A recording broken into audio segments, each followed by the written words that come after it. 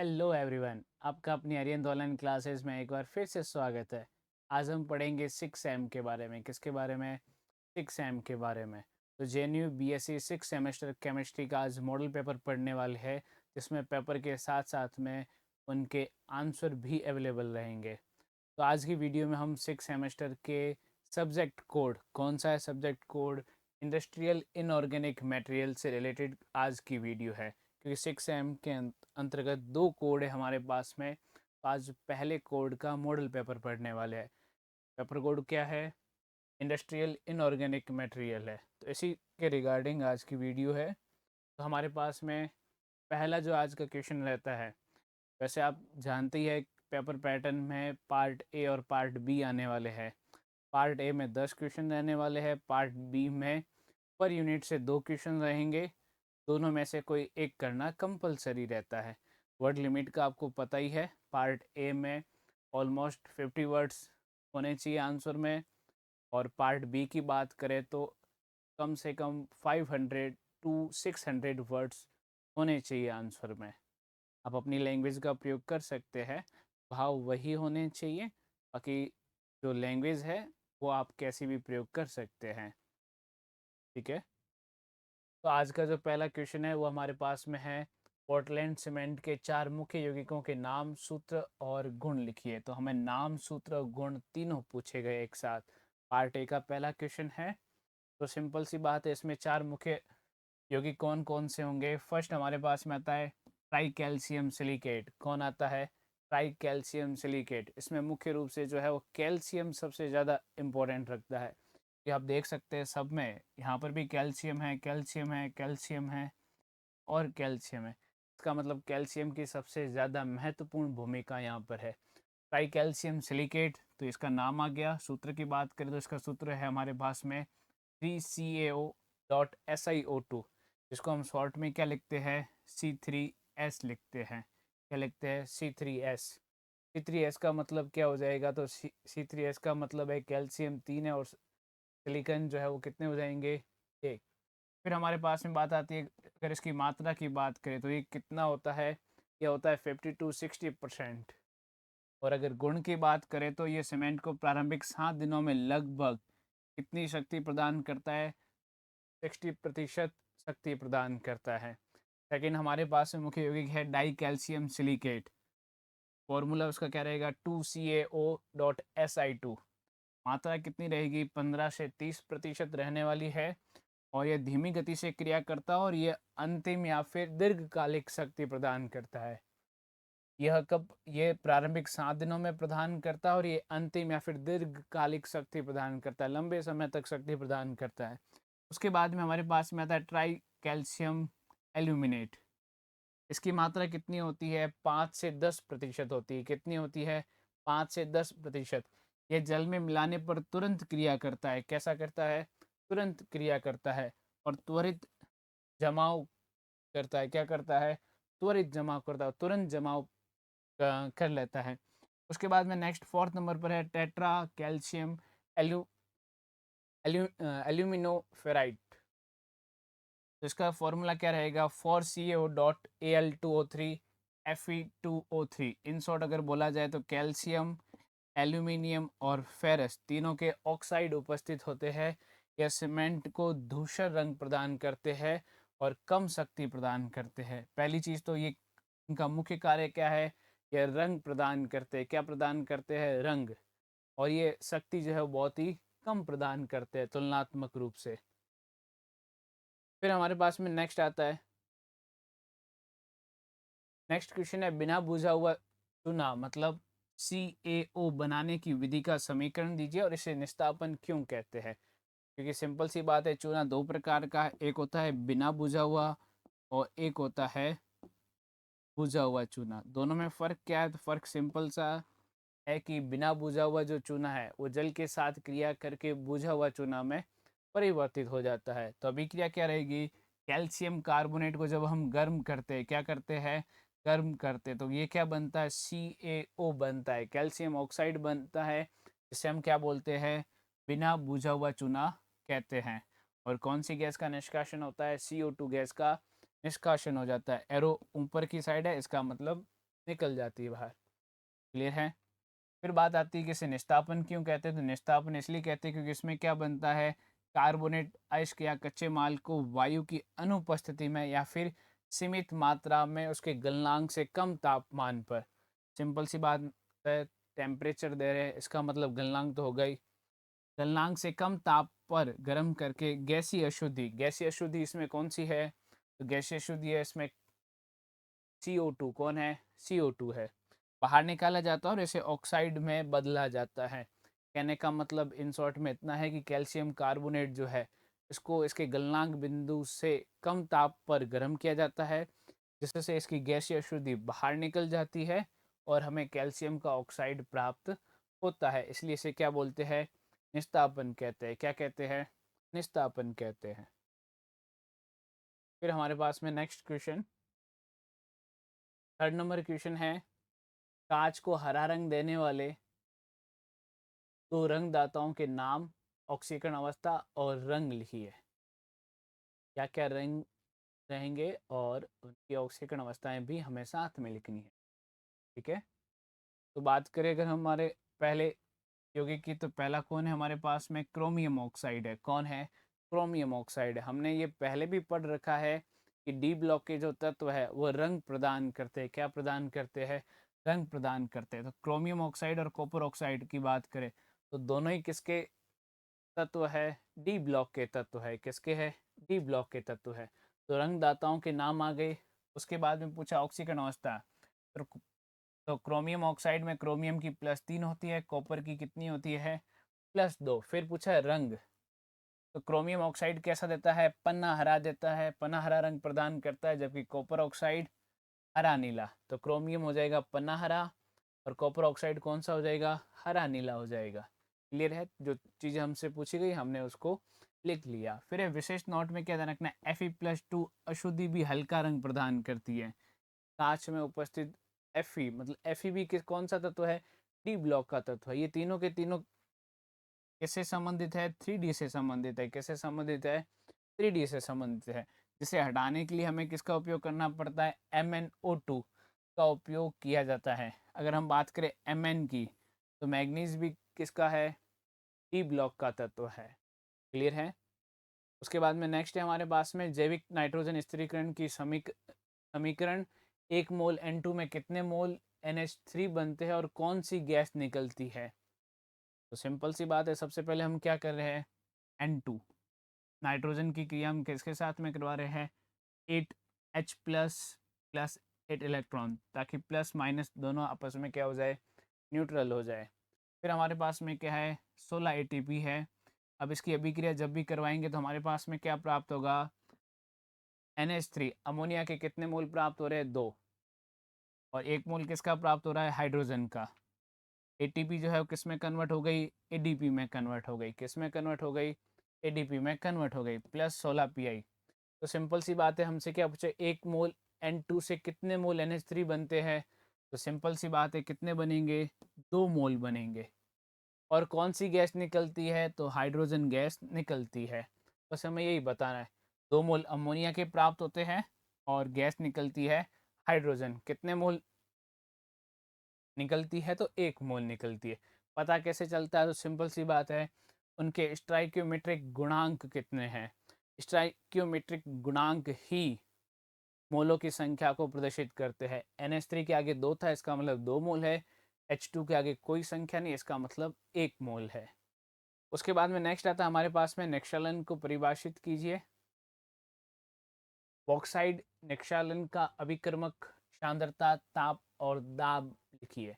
नेक्सालन क्या है, तो नेक्सालन एक रासायनिक विधि है जिसमें चूर्णित अयस्क, किसका है, चूर्णित अयस्क किसी उपयुक्त रासायनिक अभिकर्मक के साथ क्या करता है, क्रिया करता है, जिसे मुख्य धातु घुलकर विलयशील संकुल बना लेता है। कैसा बना लेता है, विलयशील संकुल बना लेता है। लेकिन अशुद्धि जो है वो क्या हो जाती है, नीचे बैठ जाती है। तो दोनों में जैसे डिफरेंस हो जाता है तो हम उसको आसानी से अलग कर सकते हैं। तो एल्यूमिनियम के आइस ऑक्साइड Al2O3.2H2O के नेक्सालन की शर्तें निम्न है, जिसको हम क्या बोलते हैं, बायर प्रक्रम भी कहते हैं।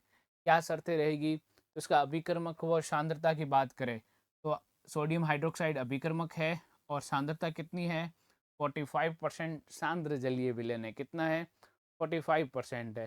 तापमान की अगर हम बात करें तो तापमान है 150 से 200 डिग्री सेल्सियस। दाब की बात करें तो वो कितना है 35 एटीएम है, कितना है 35 एटीएम है। तो दाब हमारे पास में आ गया 35, टेम्परेचर आ गया 150 टू 200। सांद्रता हमारे पास में आ गई 45%। सांद्रीय विलयन अभिकर्मक है हमारे पास में सोडियम हाइड्रोक्साइड। तो टोटली पूरी की पूरी जानकारी आपको इस आंसर में दे रखी है। फिर उसके बाद में नेक्स्ट आता है हमारे पास में 6 क्वेश्चन। तो 6 नंबर क्वेश्चन क्या पूछ रहा है, वो पूछ रहा है एल्यूमिनोथर्मिक प्रक्रिया का सिद्धांत। हमें क्या बताना है सिद्धांत, और रेलवे ट्रैक वेल्डिंग का क्या बताना है समीकरण। तो हमें दो चीज़ें इसमें बतानी है, वेल्डिंग और सिद्धांत के बारे में। तो सिद्धांत क्या है, तो सिद्धांत सिंपल सा है कि एल्यूमिनियम का ऑक्सीजन के प्रति आकर्षण बहुत ही क्या होता है अधिक होता है, या अन्य कम सक्रिय धातुओं के ऑक्साइड जैसे अपने पास में Fe2O3 फेरस के जो ऑक्साइड को उच्च ताप पर क्या कर देता है अपचयित कर देता है, क्या कर देता है अपचयित। ये है इसका सिद्धांत। अब अगर पूछा जाए समीकरण तो देख सकते हो अपने पास में फेरस का ऑक्साइड है, किसके साथ में अभिक्रिया कर रहा है एल्यूमिनियम के साथ अभिक्रिया कर रहा है। तो जब भी अभिक्रिया कर रहा है तो फेरस का जो ऑक्साइड है वो किस में बदल जाता है एल्यूमिनियम के ऑक्साइड में बदल जाता है, और हमें सहायक उत्पाद के रूप में क्या प्राप्त हो रहा है Fe प्राप्त हो रहा है, और ऊष्मा का क्या हो रहा है निष्कासन हो रहा है। इसमें क्या है इस अभिक्रिया में किसमें है इस अभिक्रिया में उत्पन्न अत्यधिक ताप लगभग कितना है 3000 डिग्री सेल्सियस है, कितना है 3000 डिग्री सेल्सियस के कारण लोहा पिघली हुई अवस्था में प्राप्त होता है। तो सिंपल सी बात है, बहुत अधिक टेम्परेचर होने के कारण लोहा कौन सी अवस्था में प्राप्त होता है पिघली हुई अवस्था में होता है, जो टूटी हुई पटरियों की दरारों को आसानी से भर देता है। क्योंकि लोहा अगर पिघल गया तो सिंपल सी बात है जितनी भी वहाँ पे दरारें होगी उसको आसानी से क्या कर देगा भर देगा। बढ़ते हैं नेक्स्ट क्वेश्चन की तरफ। नेक्स्ट है हमारे पास में क्वेश्चन नंबर 7।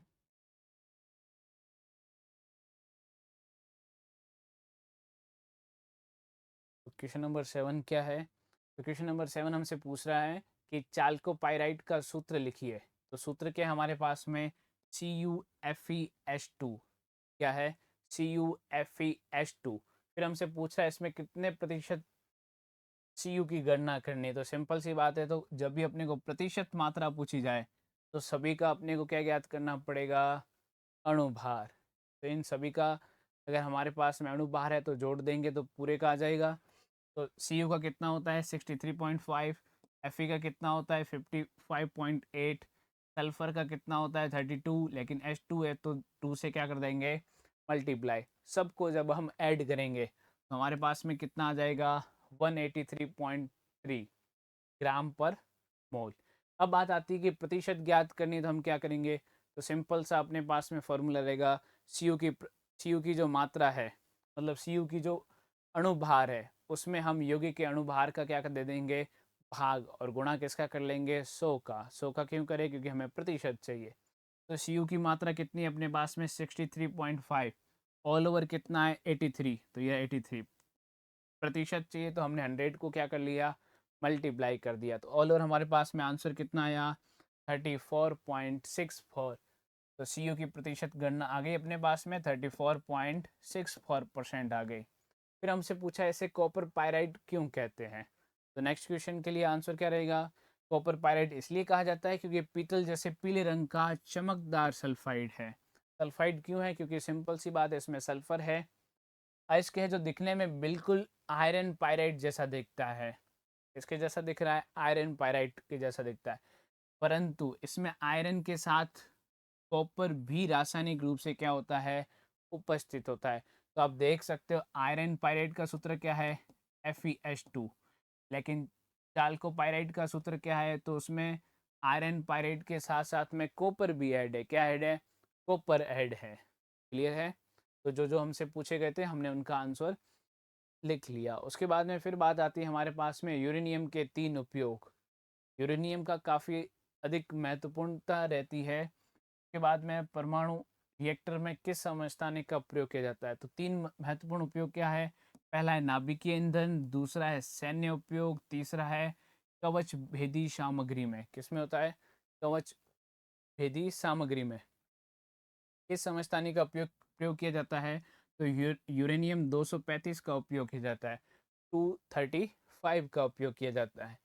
क्लियर है? उसके बाद में फिर हमसे पूछा जा रहा है 9वां क्वेश्चन, क्लोरोफिल में कौन सी धातु है, उसकी ऑक्सीकरण अवस्था, प्रकाश संश्लेषण में भूमिका। तो हमारे पास में एक ही क्वेश्चन में 3 है। तो क्लोरोफिल में कौन सी धातु होती है? तो क्लोरोफिल में होती है Mg। कौन सी होती है? Mg होती है। ऑक्सीकरण अवस्था की बात करें तो ऑक्सीकरण अवस्था होती है +2। कौन सी होती है? +2 होती है। कौन सी है? +2। प्रकाश संश्लेषण में भूमिका पूछा जा रहा है, तो प्रकाश संश्लेषण में क्लोरोफिल सौर ऊर्जा को अवशोषित करता है। किसको करता है? सौर ऊर्जा को अवशोषित करता है।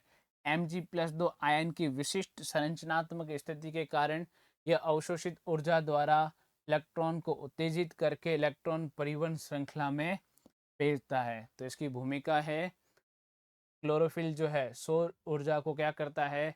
अवशोषित करता है। तो क्लोरोफिल में धातु है Mg, ऑक्सीकरण अवस्था +2, मुख्य भूमिका सौर ऊर्जा को अवशोषित करना है।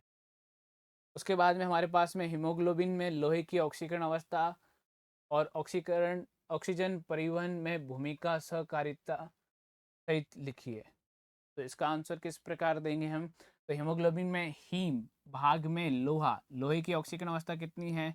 +2, जिसको अपन फेरस कहते हैं, ऑक्सीजन ऑक्सीकरण अवस्था में पाया जाता है। तो ऑक्सीकरण अवस्था कंप्लीट। भूमिका और सहकारिता पूछा है तो क्या रहेगा? Fe+2 फेफड़ों में उच्च आंशिक दाब पर ऑक्सीजन के साथ एक शिथिल बंध बनाता है, बनाकर जिसको हम क्या बोलते हैं? ऑक्सी हीमोग्लोबिन कहते हैं। क्या कहते हैं? Oxy haemoglobin. जब एक Fe+2 केंद्र से O2 अणु जुड़ता है तो इसकी त्रिविम संरचना में क्या आता है? बदलाव आता है, क्योंकि सिंपल सी बात है, जब नए यौगिक बनेंगे तो उनकी आणविक संरचना में बदलाव आना तय है, जिससे शेष 3 केंद्रों की O2 के प्रति बंधुता लगभग कितनी हो जाती है? 500 गुना बढ़ जाती है। कितने गुना बढ़ जाती है? 500 गुना बढ़ जाती है। इसे क्या कहते हैं? धनात्मक सहकारिता प्रभाव कहते हैं। 500 गुना बढ़ जाती है, इसका मतलब सिंपल सी बात है, उसे क्या कहेंगे?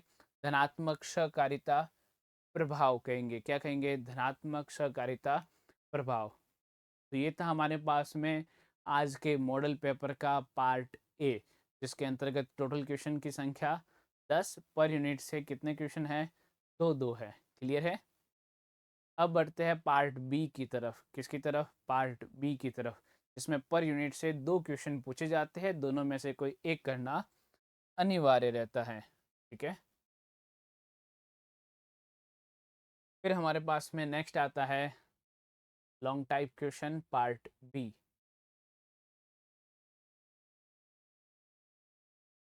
तो पार्ट बी का जो हमारे पास में पहला क्वेश्चन है वो है सीमेंट से रिलेटेड। किससे रिलेटेड है? सीमेंट से। तो क्या है? पोर्टलैंड सीमेंट के निर्माण की शुष्क विधि। किसकी? शुष्क विधि। हाँ, फ्लो डायग्राम। तो अपने को फ्लो डायग्राम मतलब फ्लो चार्ट बनाना है कि जितने भी प्रोसेस है उसको शॉर्ट में अपन कैसे लिख सकते हैं। सीमेंट के प्रकार और जिप्सम की भूमिका। तो अपने पास में ज़्यादा ही क्वेश्चन हो गए। पहला तो शुष्क विधि हो गया, दूसरा फ्लो डायग्राम है, सीमेंट के प्रकार और जिप्सम, एक साथ 4 क्वेश्चन है। क्योंकि बी पार्ट में ज़रूरी नहीं है कि एक ही सिंगल क्वेश्चन पूछा जाए, उसके अलग अलग सब पार्ट भी हो सकते हैं। एक दे दिया आपको कि टिप्पणी करे, उसमें 3-4 आपको ऑप्शन भी दे दिए कि इन चारों की आपको टिप्पणी करनी है। ठीक है? तो सबसे पहले बात करते हैं शुष्क विधि। तो शुष्क विधि में हम सबसे पहले पढ़ेंगे रासायनिक संगठन, मतलब उसमें कौन कौन से यौगिकों का उपयोग किया जाता है। तो फर्स्ट है हमारे पास में रासायनिक संगठन एवं सीमेंट के प्रकार।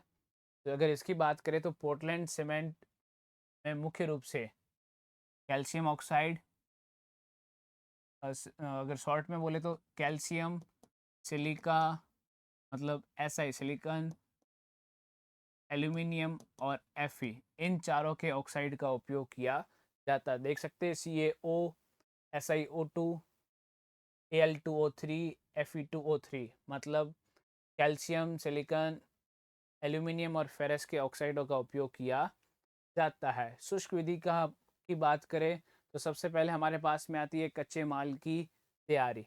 तो चूना पत्थर और मिट्टी कौन है? चूना पत्थर और मिट्टी वो कितने अनुपात में मिलाते हैं? 3:1। कितना है?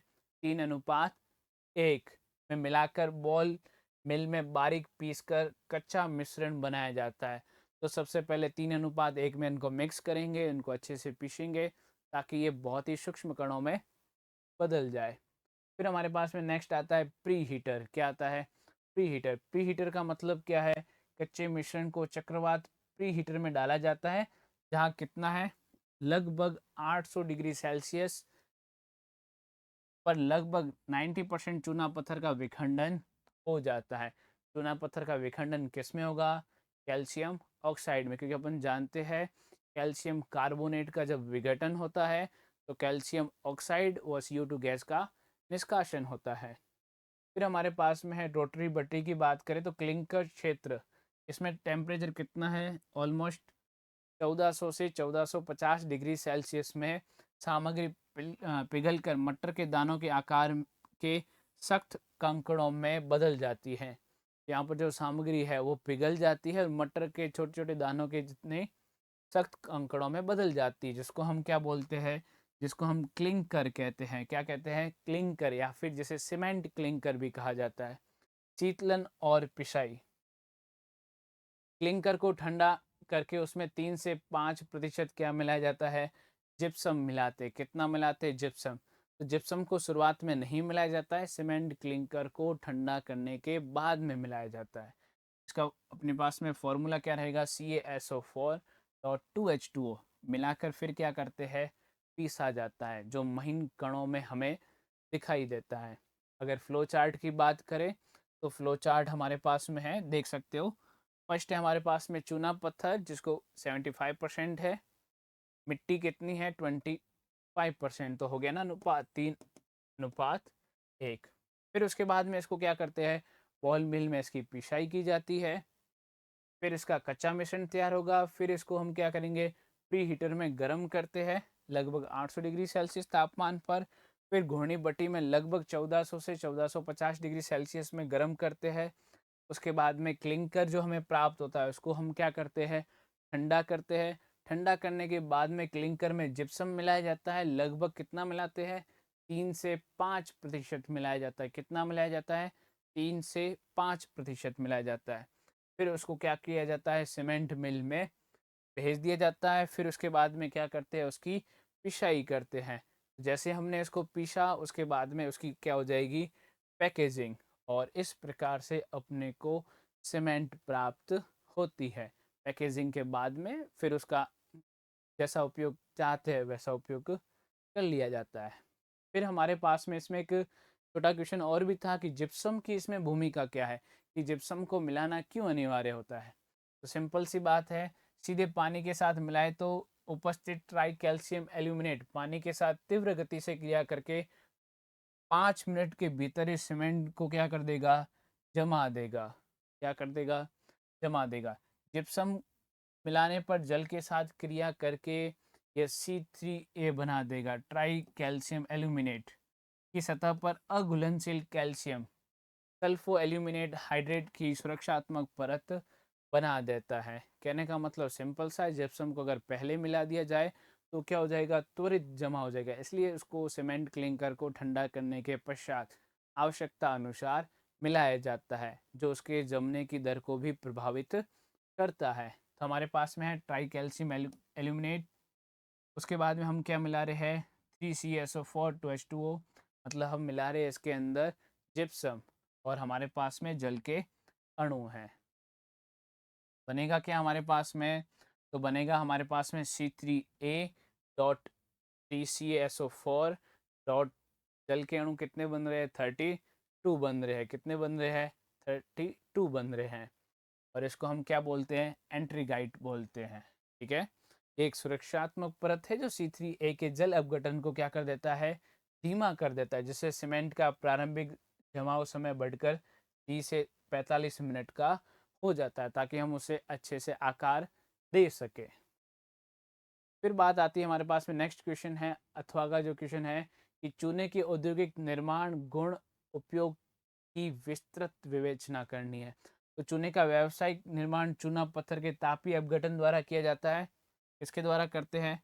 तापीय अपघटन द्वारा। तो सिंपल सा है, CaCO3 जो है इसको जब ताप देकर अपघटन करते हैं तो क्या बनता है? CaO प्लस CO2 बनता है। यही हमारे पास में क्या है? चूना है। क्या है? चूना। इसी के बारे में हमें पढ़ना है। तो नेक्स्ट है हमारे पास में चूना पत्थर का चूने में परिवर्तन। देख सकते हैं हमारे पास में अभिक्रिया है कैल्शियम कार्बोनेट अपघटित होकर किस में बदल रहा है? Calcium oxide. CO2 का निष्कासन और ऊर्जा की कुछ मात्रा जो है वो भी क्या होती है? निष्कासित होती है। अब ध्यान रखना है, साम्य अवस्था है, इसका मतलब उत्क्रमणीय प्रक्रम है, इसलिए CO2 को तुरंत प्रभाव से क्या कर दिया जाता है? बाहर निकाल दिया जाता है। क्या कर लिया जाता है? बाहर निकाल दिया जाता है। क्यों निकालते हैं? अगर बाहर नहीं निकाला जाए तो कैल्शियम ऑक्साइड पुनः CO2 के साथ क्रिया करके कैल्शियम कार्बोनेट में परिवर्तित हो जाती है। ठीक है। फिर गुणों की तुलना, अगर चूना का बुझना की बात करें तो जैसे कैल्शियम ऑक्साइड पर पानी डाला तो वो किस में बदल जाएगा? कैल्शियम हाइड्रोक्साइड में बदल जाएगा और ऊष्मा उत्पन्न करेगा। तो देख सकते हैं कैल्शियम ऑक्साइड की जल के साथ अभिक्रिया, कैल्शियम हाइड्रोक्साइड बनता है और ऊष्मा का निष्कासन होता है। फिर हमसे पूछा गया तुलनात्मक की बात करें तो तुलनात्मक अध्ययन कैसे होगा? देख सकते हैं गुणधर्म की बात करें तो रासायनिक नाम बिना बुझे हुए का क्या है? कैल्शियम ऑक्साइड है। क्या है? कैल्शियम ऑक्साइड है। और बुझे हुए की क्या हो जाएगी? Calcium hydroxide. क्यों? क्योंकि जल के साथ उसने क्रिया करी है। भौतिक अवस्था की बात करें तो बुझा हुआ जो चूना है सफेद रंग का षरंध्र अक्रिस्टलीय ठोस है, जबकि अगर हम बुझा हुआ चूना की बात करें तो सफेद रंग का महीन, चिकना और क्रिस्टलीय चूर्ण है। जल से क्रिया की बात करें तो अत्यंत विस्फोट और ऊष्मा क्षेपी। जल के साथ में अत्यंत तीव्र विस्फोट। आपने देखा होगा चूने के अंदर जब पानी मिलाते हैं तो बुलबुले निकलते हैं, और जिस पात्र में बनाया जाता है, मतलब जिस पात्र में उसको रखते हैं, वो पात्र गर्म हो जाता है। क्यों गर्म होता है? क्योंकि वो प्रक्रम कैसा है? ऊष्माक्षेपी प्रकार का है। कैसा है? ऊष्माक्षेपी प्रकार का है। ये जल में बहुत कम घुलनशील होता है क्योंकि ऑलरेडी इसके अंदर जल पहले ही मिला लिया था। और विलयन कैसा हो जाता है? क्षारीय हो जाता है। क्या हो जाता है? क्षारीय। औद्योगिक उपयोग की बात करें तो कैल्शियम ऑक्साइड का लोह और इस्पात उद्योग में बेसिक प्लस फ्लक्स के रूप में अम्लीय अशुद्धियों को धातु मल के रूप में अलग करने के लिए इसका सर्वाधिक उपयोग किया जाता है। हमारे पास में एक अभिक्रिया भी दे रखी है, सिलिका और कैल्शियम के ऑक्साइड है। इनकी जब आपस में अभिक्रिया होती है तो क्या बनता है? CaSiO3 बनता है, धातुमल। फिर हमारे पास में CaOH हॉल 2 का उपयोग भवन निर्माण, अम्लीय मिट्टी के पीएच को उदासीन करने में और ब्लीचिंग पाउडर के औद्योगिक उत्पादन में किया जाता है। तो कैल्शियम हाइड्रोक्साइड की अभिक्रिया हम किसके साथ में करवा रहे हैं? Cl2 के साथ में करवा रहे हैं। किसके साथ में करवा रहे हैं? Cl2 के साथ में। तो क्या बनता है? CaOCl hall 2 plus CaCl2 plus 2H2O। तो यही हमारे पास में क्या है? ब्लीचिंग पाउडर है। क्या है? ब्लीचिंग पाउडर है। फिर बाद में बात आती है कांच के प्रकार, गुण और रंगदाताओं की भूमिका समझाइए। टैंक भट्टी विधि द्वारा कांच निर्माण का वर्णन करें। तो सिंपल सा है, इसका एग्जाम में आंसर कैसे लिखना है आपको? तो कांच जो है सिलिकेट्स का एक अतिशीतित द्रव है। क्या है? अतिशीतित द्रव है। आपने कांच का जब भी जिक्र है तो उसमें पढ़ते हैं कि कांच एक अतिशीतित द्रव है। अतिशीतित द्रव को कैसे समझ सकते हैं? तो आपने देखा होगा जब खिड़की कांच को लगाया जाता है तो आप देखते हैं कि कुछ समय पश्चात खिड़की कांच की जो मोटाई है, ऊपर की मोटाई और नीचे की जो मोटाई है, उसमें क्या हो जाते हैं? परिवर्तन हो जाता है। कैसा हो जाता है? परिवर्तन। समय के साथ साथ में क्या होता है, जैसे फॉर एग्जांपल ये कांच है तो आप इसमें देख सकते हैं ऊपर वाला भाग थोड़ा सा पतला है, नीचे वाला भाग थोड़ा सा मोटा है। तो एज इट इज कांच में भी ऐसा होता है। समय के साथ साथ में ऊपर वाला पतला हो जाता है और नीचे वाला मोटा हो जाता है। इसी को कहते हैं अतिशीतित द्रव। समय के साथ ये परिवर्तन देखने को मिलता है। फिर एक औद्योगिक प्रकार और गुणधर्म की बात करें तो फर्स्ट है हमारे पास में सोडा लाइम कांच। इसी की हम बात कर रहे थे, जिसको खिड़की कांच भी कहते हैं। Na2CO6SiO2 मतलब सोडियम, कैल्शियम और सिलिकॉन के ऑक्साइड है। सबसे सस्ता कांच है, उपयोग खिड़कियों में और बोतलें, कांच की बोतलें बनाने में करते हैं। फिर हमारे पास में बोरोसिलिकेट कांच है, इसको पायरेक्स भी बोलते हैं। सिलिका के साथ बोरॉन ट्राई ऑक्साइड होता है। इसमें कौन होता है? बोरॉन ट्राई ऑक्साइड होता है। इसका तापीय प्रसार गुणांक अत्यंत कम होता है। इसमें काम आता है, प्रयोगशालाओं के उपकरण बनाने में काम आता है। तो आपने देखा होगा कि केमिस्ट्री लैब के अंदर बहुत सारे कांच के उपकरण होते हैं, जिसमें लिखा हुआ भी होता है बोरोसिल ग्लासेस, अगर आपने कभी ध्यान दिया हो तो। फिर हमारे पास में आता है शीशा कांच। इसमें पोटेशियम ऑक्साइड और लेड ऑक्साइड होता है। इसका अपवर्तनांक बहुत उच्च होता है। उपयोग महंगे लेंस और प्रिज्म बनाने में, तो ये थोड़ा सा उच्चतम क्वालिटी का है। फिर एक कांच में रंगदाताओं की रासायनिक भूमिका की बात करें तो विशिष्ट रंग देने के लिए डी ब्लॉक के तत्व काम में आते हैं, जिसका मुख्य कारण डी इलेक्ट्रॉनिक संक्रमण प्रदर्शित करते हैं। हम जानते हैं डी ब्लॉक के तत्व रंग प्रदर्शित करते हैं, मुख्य कारण होता है डी संक्रमण। फर्स्ट कौन है? Cobalt oxide. कांच को गहरा शानदार नीला रंग प्रदान करते हैं। कैसा प्रदान करते हैं? नीला। हमने पिछले क्वेश्चन में भी पढ़ रखा है कि डी ब्लॉक के जो तत्व है वो रंग में महत्वपूर्ण भूमिका निभाते हैं। फिर हमारे पास में आता है क्रोमियम के ऑक्साइड की बात करें तो क्रोमियम ऑक्साइड कांच को पन्ना हरा रंग प्रदान करते हैं। कैसा प्रदान करते हैं? पन्ना हरा रंग। मैग्नीज डाइऑक्साइड की बात करें तो कांच उद्योग में इसका मुख्य कार्य विरंजक के रूप में है। किसके रूप में है? विरंजक के रूप में है। क्यों होता है विरंजक के रूप में उपयोग? क्योंकि फेर Fe जो है Fe+2 है, उसकी उपस्थिति में कांच का हरा रंग हो जाता है। तो ये क्या करता है? एन चाहे हल्के हरे रंग को क्या कर देता है? उदासीन कर देता है। क्या कर देता है? उदासीन कर देता है। उसके बाद में बात आती है टैंक भट्टी की। तो इसमें क्या होता है? सबसे पहले सिलिका, सोडा एस, चूना पत्थर, प्लेट को निश्चित अनुपात में क्या कर लिया जाता है? मिला लिया जाता है। पहले तो रॉ मटेरियल को आपस में मिला लेंगे, फिर पिघलाना है। तो टेम्परेचर कितना चाहिए? 1400 से 1600 डिग्री सेल्सियस ताप पर गर्म करते हैं। निम्नलिखित अभिक्रिया हमारे पास में, तो देख सकते हैं हमारे पास में सोडा एस, जिसको हम क्या बोलते हैं? सोडियम कार्बोनेट, सिलिका, इन दोनों की जब आपस में अभिक्रिया होती है तो आप देख क्या बनता है? Na2SiO2, और CO2 का क्या हो जाता है? निष्कासन हो जाता है। फिर हमारे पास में बचता है चूना पत्थर। चूना पत्थर सिलिका के साथ अभिक्रिया करता है और क्या बनाता है? CaSiO3, और इसमें भी CO2 का क्या हो जाता है? निष्कासन हो जाता है। जहाँ पर भी कार्बोनेट है उसका जब भी अपघटन होगा तो सिंपल सी बात है, CO2 का निष्कासन तय है। शोधन एवं एनिलिंग की बात करें तो पिघले द्रव को स्थिर रखकर गैस के बुलबुलों को क्या कर दिया जाता है? बाहर निकाल दिया जाता है। इसके बाद गर्म कांच की वस्तुओं को लहर नामक टनल से क्या करते हैं? गुजारते हैं, जहां तापमान को धीरे धीरे कम किया जाता है ताकि आंतरिक खिंचाव के कारण कांच चटके नहीं। कहने का मतलब क्या है? इस प्रक्रम में कांच को धीरे धीरे ठंडा किया जाता है। धीरे धीरे ठंडा करने से कांच की गुणवत्ता बनी रहती है। अगर उसे तुरंत प्रभाव से ठंडा किया जाए तो कांच की गुणवत्ता कम हो जाती है और वो भंगुर प्रकृति के हो जाते हैं, टूट जाते हैं। ठीक है। उसके बाद में नेक्स्ट है हमारे पास में प्राकृतिक और कृत्रिम नाइट्रोजन स्थिरीकरण की आपस में हमें क्या करनी है? तुलना करनी है। जैविक नाइट्रोजन स्थिरीकरण की रासायनिक क्रियाविधि एवं नाइट्रोजनेस एंजाइम परिसर की संरचना का विस्तार से वर्णन करें।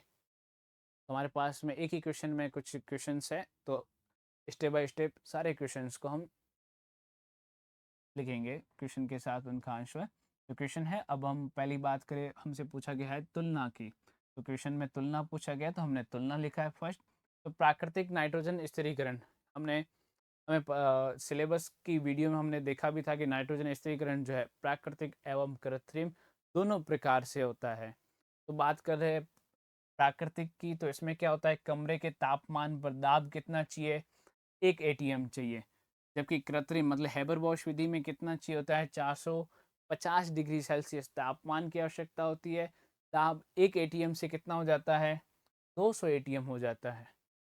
प्राकृतिक विधि में नाइट्रोजनस एंजाइम मतलब एफईएमओ सकारक वाला उत्प्रेरक है, जबकि कृत्रिम विधि में कौन होता है, एफई उत्प्रेरक प्लस के2ओ प्रवर्धक के रूप में उपयोग में लिए जाते हैं। तो दोनों के अगर हम बात करें उत्प्रेरक की, तो दोनों भी क्या है, अलग अलग है। फिर आता है हमारे पास में नाइट्रोजन स्थिरीकरण और नाइट्रोजन संरचना। तो इसमें हम क्या पढ़ेंगे, तो सिंपल सा है, वायुमंडल में हम जानते हैं N2 उपस्थित है, और हम ये भी जानते हैं कि नाइट्रोजन नाइट्रोजन के बीच में क्या है, ट्रिपल बॉन्ड है, इसीलिए तो सारी प्रॉब्लम होती है। बंद ऊर्जा कितनी चाहिए, 945 किलो जूल प्रति मोल। को तोड़ने का कार्य नाइट्रोजनस एंजाइम परिसर द्वारा किया जाता है। एंजाइम O2 के प्रति अत्यधिक क्या होता है, संवेदी होता है। इसलिए राइजोबियम बैक्टीरिया दलहनी पौधों की जड़ गांठों में लेग हीमोग्लोबिन प्रोटीन द्वारा अवायवीय वातावरण बनाते हैं। लेग हीमोग्लोबिन O2 से O2 को बांध कर रखता है। हम जानते हैं कि प्राकृतिक रूप से जो नाइट्रोजन है उसका स्थिरीकरण कहाँ होता है, तो हमने पढ़ रखा है दलहनी पौधे, क्या होता है, दलहनी पौधे तो हम बोलते हैं दाल की जो किस्म है उनमें कौन सा जीवाणु द्वारा होता है, राइजोबियम जीवाणु द्वारा होता है। किसके द्वारा होता है, राइजोबियम जीवाणु द्वारा होता है। तो नाइट्रोजनेस 2 प्रोटीन का संकुल है, कौन कौन से है, एक एफी प्रोटीन और एक है एमओएफई प्रोटीन। यह एक द्विलक है जिसमें 4Fe4S समूह में MgATP बंधन स्थल होता है, और इसमें MOFE प्रोटीन है, इसमें कौन सा होता है, अल्फा टू बीटा टू चतुर्लक है, जिसमें अल्फा बीटा इकाई में 1p क्लस्टर और 1FeMO सकारक है, जिसका संगठन MO7Fe9SC होमोसाइट्रेट होता है, जो Ni का अपचयन इसी FeMO सकारक पर होता है। तो इन शॉर्ट में दो हमारे पास में नाइट्रोजनेस है, कौन कौन से है, एक है एफी प्रोटीन, दूसरा है एमओ प्रोटीन। फिर हमारे पास में आती है क्रिया विधि, क्या आती है, क्रिया विधि। तो क्रिया विधि में क्या लिखना है हमें, एफी प्रोटीन MgATP बांधकर उच्च ऊर्जा अवस्था प्राप्त करता है, और इलेक्ट्रॉन MOFE प्रोटीन को स्थानांतरित करता है।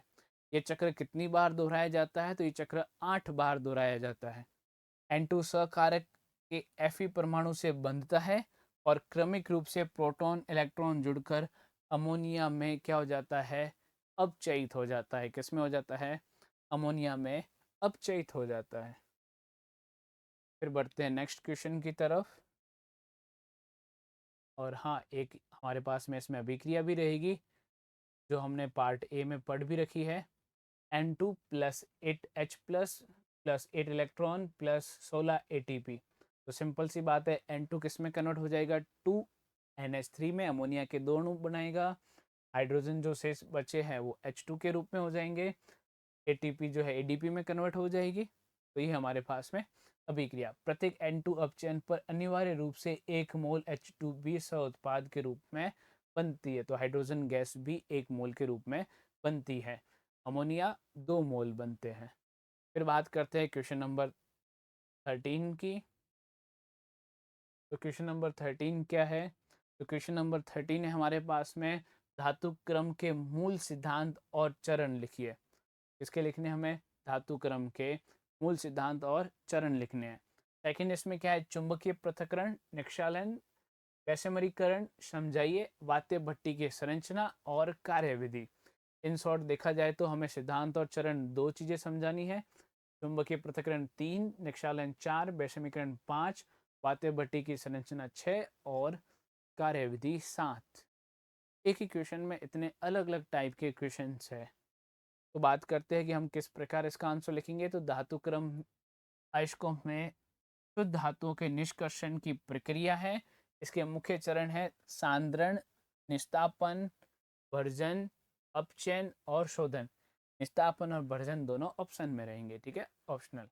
तो सबसे पहले हमारे पास में है चुंबकीय पृथक्करण। क्या है, चुंबकीय पृथक्करण। यह विधि चुंबकीय संवेदनशीलता के अंतर पर आधारित है। किसी की चुंबक के प्रति संवेदनशीलता अधिक होगी, किसी के लिए कम होगी। क्रश्ड आइस को घूमते बेल्ट पर ले जाया जाता है जिसके नीचे चुंबक लगा होता है। क्या लगा होता है? चुंबक। धात्विक होगा तो उसकी ओर अट्रैक्ट हो जाएगा। चुंबकीय अयस्क जैसे मैग्नेटाइट या फिर वोल्फ्रामाइड बेल्ट से चिपक कर पास में गिरता है, जबकि कैसिटेराइट या क्वार्ट्ज जैसी अचुंबकीय गैंग दूर जाती है, दूर गिर जाती। गैंग का मतलब क्या हो जाएगा? गैंग का मतलब हो जाएगा अशुद्धि। क्या हो जाएगा? अशुद्धि। तो सिंपल सा है, चुंबक धातु जो है वो चुंबकीय और आकर्षित हो जाएगी, और अचुंबकीय अशुद्धि जितनी भी है वो साइड में हो जाएगी। फिर आता है हमारे पास में नेक्सालन। ये एक रासायनिक सांद्रण विधि है। बॉक्साइट को गर्म कितना है? गर्म 45% NaOH जलीय विलयन में 150 डिग्री सेल्सियस और 35 ATM पर उपचारित किया जाता है। एल्यूमिनियम का जो ऑक्साइड है वो घुलकर विलयशील सोडियम एल्यूमिनेट बना लेता है, जबकि फेरस के जो ऑक्साइड जैसी अशुद्धियाँ अघुलनशील लाल पंख के रूप में नीचे बैठ जाती है। तो अशुद्धियाँ नीचे बैठ जाती है और मुख्य घटक जो है वो उसके अंदर मिल जाता है। तो एल्यूमिनियम का ऑक्साइड सोडियम हाइड्रोक्साइड के साथ अभिक्रिया करता है और क्या बनाता है? 2NaAlO2 बनाता है और साथ में जल। इसी प्रकार सोने के अयस्क का तनु NaCN विलयन के साथ वायु की उपस्थिति में निक्षालन किया जाता है। Au मतलब सोना हो जाएगा, plus NaCN plus O2 plus जल। तो इसकी जब अभिक्रिया हो रही है उसमें क्या बन रहा है? 4Na ब्रैकेट में AuCN2 प्लस 4NaOH।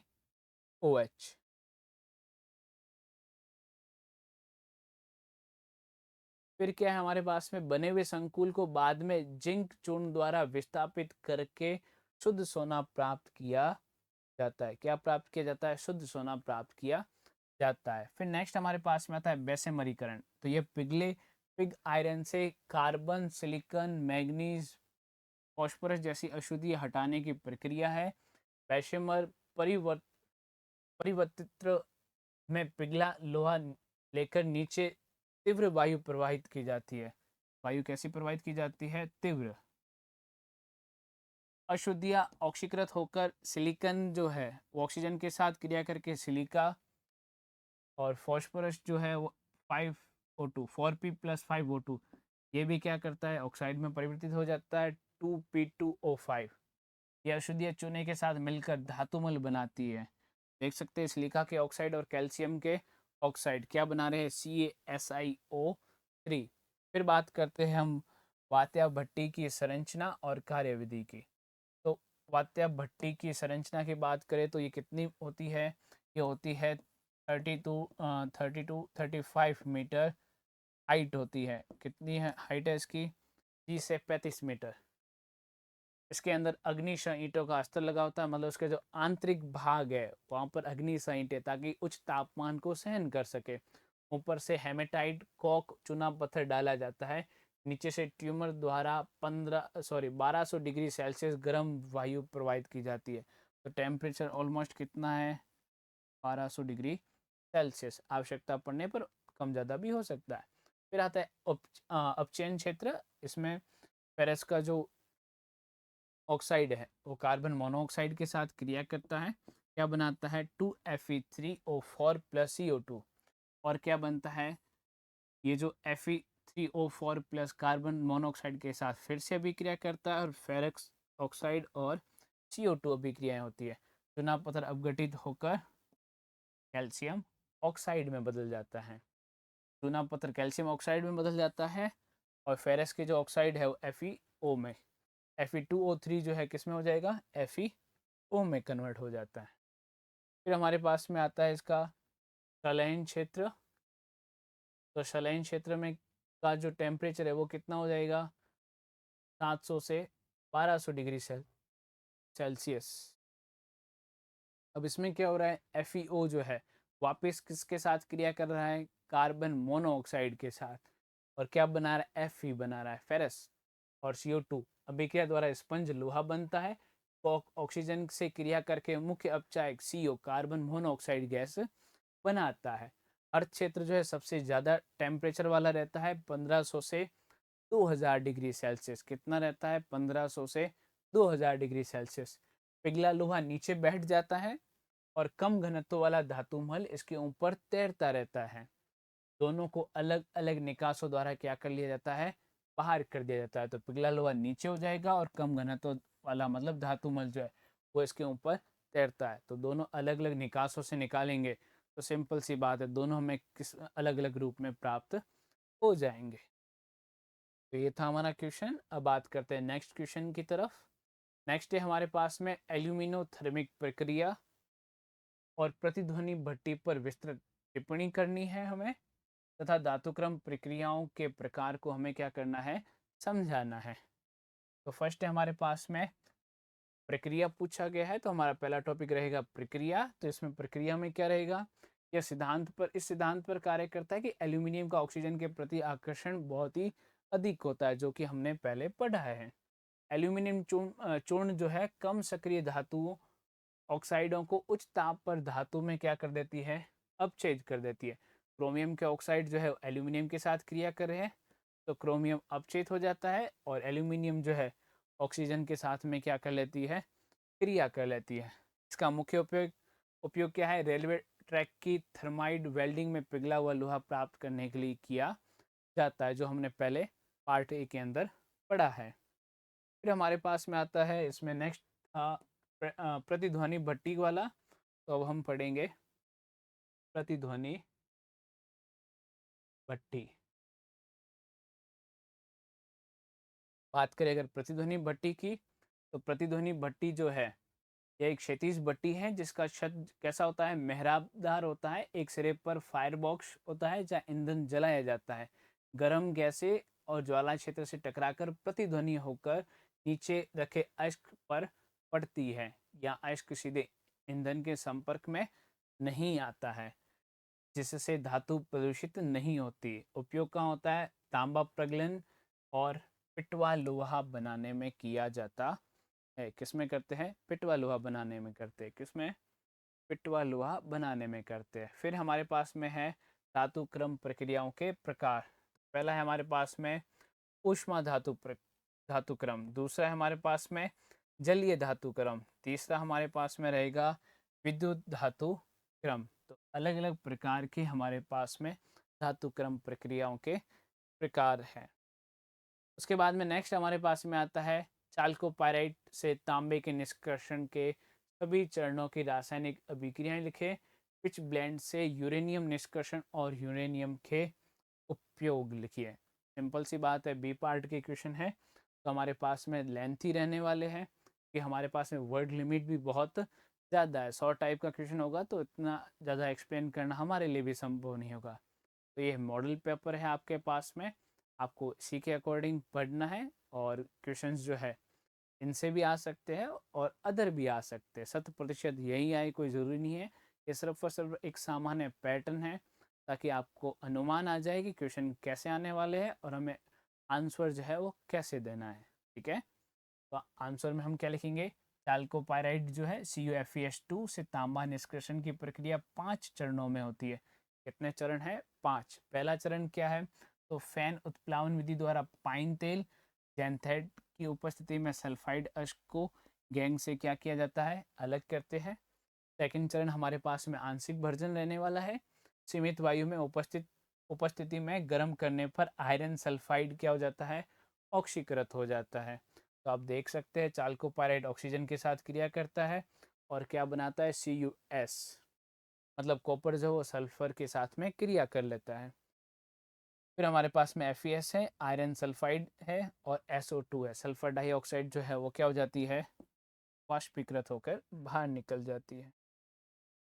उसके बाद में नेक्स्ट हमारे पास में आता है, इसके लिए अभिक्रिया क्या है हमारे पास में? फेरस का जो सल्फाइड है वो ऑक्सीजन के साथ क्रिया करके FeO बनाता है। क्या बनाता है? FeO बनाता है, प्लस SO2 इसमें भी क्या हो जाती है? निष्कासित हो जाती है। थर्ड चरण में हमारे पास में प्रगलन है। भुने अश्क को सिलिका गालक के साथ वात्या भट्टी में क्या करते हैं? गर्म करने पर FeO धातु मल बनकर पृथक हो जाता है। तो आप देख सकते हैं FeO किसके साथ में क्रिया कर रहा है, सिलिका के साथ में, और धातुमल बनाता है। नीचे मैट बचता है, वो किस में है, कॉपर का सल्फाइड है और फेरस का सल्फाइड है। फोर्थ नंबर में हमारे पास में वैषम्यकरण है, स्व अपचयन होता है। इसमें क्या होगा, इसमें जो हमारे पास में ये जो CuS है, Cu2S है, वो ऑक्सीजन के साथ क्रिया करता है और हमारे पास में क्या बन जाता है, Cu2O बन जाता है। और में भी सल्फर जो है वो क्या हो जाती है, निष्कासित हो जाती है। वापस हमारे पास में वही है Cu2S। यहाँ का जो उत्पाद है हमारे पास में Cu2O, ये वापस क्रिया करके किस में बदल जाता है, Cu मतलब कॉपर में आ जाएगा, और इसमें भी सल्फर डाइऑक्साइड जो है वो क्या हो जाएगी, निष्कासित हो जाएगी। पांचवें चरण में हमारे पास में क्या है, अशुद्ध कॉपर का एनोड और शुद्ध कॉपर का कैथोड बनाकर कॉपर सल्फेट और H2SO4 सल्फ्यूरिक एसिड विलयन में विद्युत अपघटन करने पर 99.99% शुद्ध तांबा प्राप्त होता है। कह सकते हैं लगभग हमारे पास में इन 5 चरणों के बाद में शुद्ध तांबा प्राप्त होता है। फिर हमारे पास में नेक्स्ट है इसमें पिच ब्लेंड से यूरेनियम निष्कर्षण। पिच ब्लेंड से यूरेनियम निष्कर्षण, तो मुख्य रूप से अपने को ये वाली अभिक्रिया याद रखनी है, UF4 + 2 Mg, जिसमें यूरेनियम शुद्ध रूप में प्राप्त हो गया और ये सहायक उत्पाद के रूप में MgF2 प्राप्त हो गया। तो आइस को पीसकर भुनने के बाद सांद्र H2SO4 को निक्षालित करके यूरेनियम सल्फेट बनाया जाता है। इस विलयन को NH3 में प्रवाहित करने पर अमोनियम डाईयूरेनेट का अवक्षेप प्राप्त होता है, जिसे पीला केक कहते हैं। क्या कहते हैं, पीला केक। तो पीले केक को गर्म करके क्या बनाते हैं, UO3, मतलब इसका ऑक्सीकरण करा रहे हैं। इसे H2 द्वारा अपचेत करके UO2 प्राप्त करते हैं। अंत में UO2 की HF के साथ अभिक्रिया करके क्या बना रहे हैं, UF4 बना रहे हैं। इसका मैग्नीशियम धातु द्वारा अपचयन करने पर यूरेनियम प्राप्त होता है। तो ये पूरी डिटेल में है और ये इसकी शॉर्ट रिएक्शन है आपके पास में। यूरेनियम के उपयोग परमाणु रिएक्टर में नियंत्रित नाभिकीय विखंडन द्वारा विद्युत ऊर्जा उत्पन्न करने में U235 यूरेनियम का समस्थान है 35। और दूसरा क्या है, सैन्य क्षेत्र में परमाणु बम के निर्माण में उच्च घनत्व के कारण क्षीण यूरेनियम का उपयोग टैंक कवच और कवच भेदी युद्ध सामग्री बनाने में करते हैं। तो ये थे इनके उपयोग। उसके बाद में हमारे पास में आता है जिंक ब्लेड से जस्ता निष्कर्षण की धातुक्रम और जलीय धातुक्रम की विधि की तुलना करें। और साथ ही में है प्लेटिनम धातुक्रम के मुख्य चरण भी हमें बताने हैं। तो इसका आंसर कैसे लिखना है, तो सबसे पहले हमारे पास में जस्ता निष्कर्षण है। दोनों विधियों की तुलना हम कर रहे हैं, एक है ऊष्मा धातुक्रम विधि, एक है जलीय धातुक्रम विधि। तो इसमें सबसे पहले ZnS जिंक सल्फाइड का वर्जन करके जिंक का ऑक्साइड बनाते हैं। तो यहाँ पर देख सकते हैं आप, ZnS + 3O2 क्या है, 3O2। तो हमारे पास में जिंक ऑक्साइड, सल्फर डाइऑक्साइड जो है बाहर निकल रहा है। इसके बाद में ZnO का कॉक मतलब कार्बन के साथ 1200 डिग्री सेल्सियस पर अपचयन करवाया जाता है। यहाँ पे आप देख सकते हैं जिंक प्राप्त है, कार्बन मोनोऑक्साइड निकल गया। चूँकि जस्ता का क्वथनांक 907 डिग्री सेल्सियस है, वाष्प के रूप में बाहर निकलता है, जिससे संघनित होकर लगभग 98% शुद्ध जस्ता मिलता है। लगभग कितना, 98। फिर जलीय धातु क्रम में क्या है, इसमें ब्रजन द्वारा प्राप्त ZnO को तनु H2SO4 में घोलते हैं, सल्फ्यूरिक एसिड में घोलते हैं, जिससे ZnSO4 विलयन प्राप्त होता है। जिंक सल्फेट प्राप्त हो रहा है, देख सकते हैं यहाँ पे जिंक सल्फेट। इस विलयन में जस्ता चूर्ण मिलाकर अशुद्धियों को अवक्षेपित कर अलग कर दिया जाता है। अंत में शुद्ध ZnSO4 विलयन को एल्यूमिनियम कैथोड पर विद्युत अपघटन करा के लगभग 99.99% प्राप्त किया जा सकता है, और इसमें 98% है। तो कंपैरिजन आप देख सकते हैं, अत्यधिक जस्ता प्राप्त होता है। आधुनिक समय में 85% जस्ता इसी विधि से बनाया जाता है, क्योंकि ये पर्यावरण के लिए क्या है, अनुकूल है। तो दोनों में से अगर कंपैरिजन पूछा जाए तो बेस्ट कौन सी रहेगी, जलीय धातुक्रम विधि रहेगी। क्यों रहेगी, क्योंकि पर्यावरण के लिए अनुकूल है, अधिकतम शुद्धता वाला जस्ता प्राप्त किया जा सकता है, और अधिकांश जो है 85% इसी विधि का उपयोग करते हैं। फिर आता है हमारे पास में नेक्स्ट प्लेटिनम धातुक्रम की बात करें।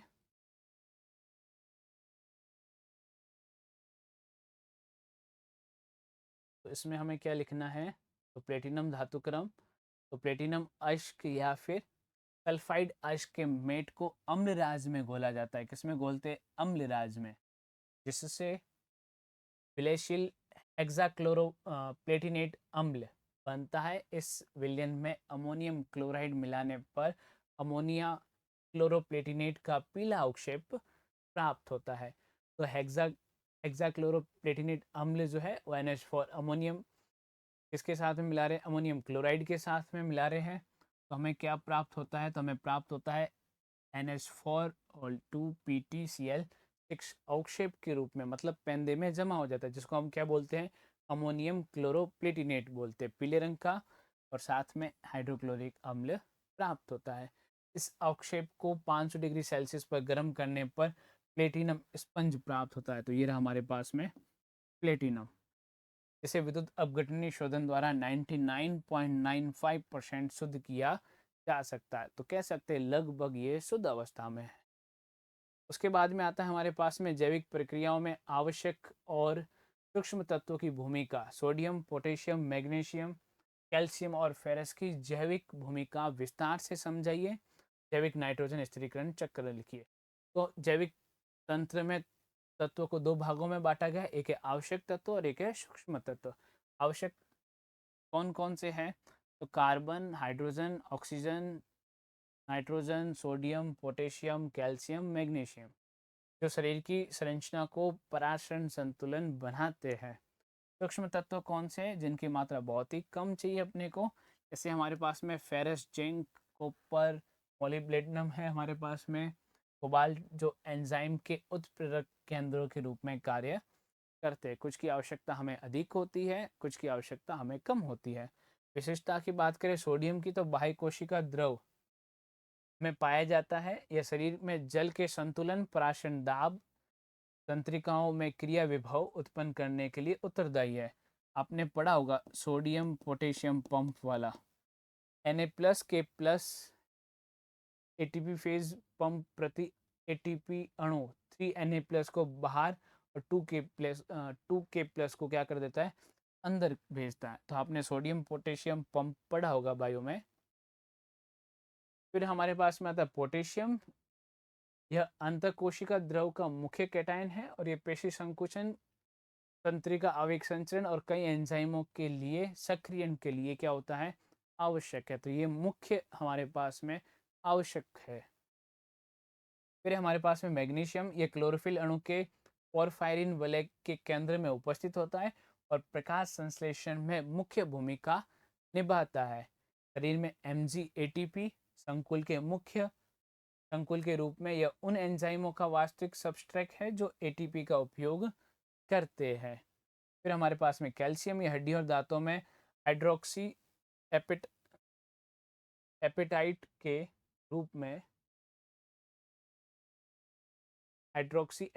रूप में संरचनात्मक भूमिका निभाता है। इसके अतिरिक्त यह मांसपेशियों में संकुचन और रक्त स्कंदन में थ्रोम्बिन सक्रियण के लिए क्या होता है?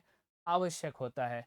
लोहा, हीमोग्लोबिन और मायोग्लोबिन में Fe+2 अवस्था में ऑक्सीजन का उत्क्रमणीय बंधन और परिवहन करता है। इलेक्ट्रॉन परिवहन श्रृंखला में उपस्थित साइटोक्रोम में यह Fe2+, Fe3+ के रूप में इलेक्ट्रॉन का स्थानांतरण करता है। तो ये हमारे पास में कुछ महत्वपूर्ण तत्व जिनकी हमारे शरीर को आवश्यकता होती है।